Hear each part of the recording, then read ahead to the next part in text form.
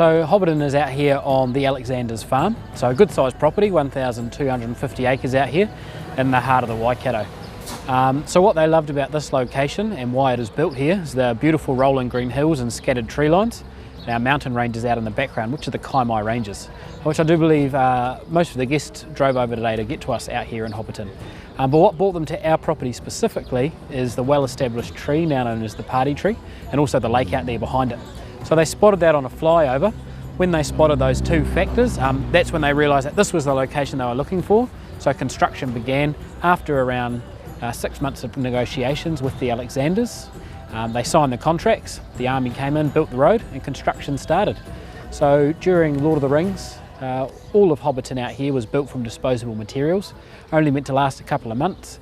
So it was mainly constructed from plastic, polystyrene, plywood, untreated pine. When they came back for the Hobbit trilogy, it was all built from permanent materials. So now we're a permanent attraction. You can see Hobbiton movie set just as it was in the movies.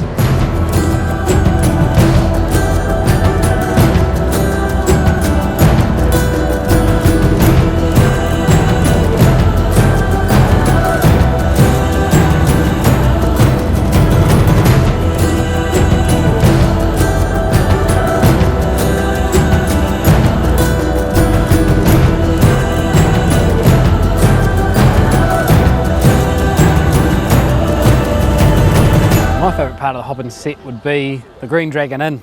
I suppose it would have to be. So the Green Dragon Inn, the exterior was used for filming. The interior, like all of Hobbiton, was filmed down in the studios in Wellington. So once they finished filming out here of the Hobbit, we scraped out the hillside and built an exact replica of what was created in the studios in here to create the Green Dragon Inn. So over 2 kilometres of macrocarpa beams running throughout the venue, and it's all fully themed throughout. We're brewing our own beverages here now, which I luckily enough got to be a part of, putting all that together. So we've got our own beer, cider, ginger beer and a stout. So it's just wonderful seeing people walk into that venue after their tour, getting to sit down, relax, have a bite to eat and enjoy one of those beverages from the Green Dragon.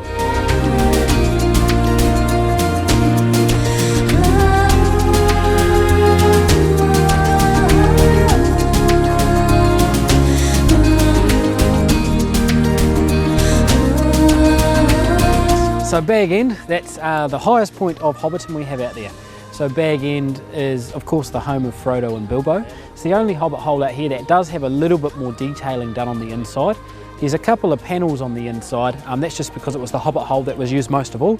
Of course when the dwarves arrived in town, there was a lot of opening and closing of that door as they came tumbling in. So by having those panels there, it just made the transition in post-production between out here on the Alexander property and in the studios a lot smoother.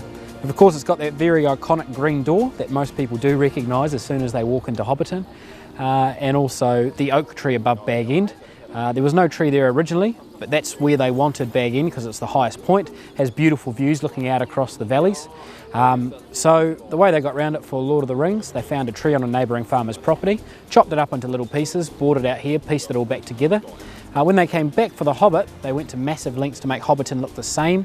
So the way they got around the tree above Bag End, it's not actually a real tree. The tree was constructed down in the studios in Wellington and has been built from steel and silicon, so it looks identical as it did the first time round. So Bag End really is quite spectacular and quite impressive.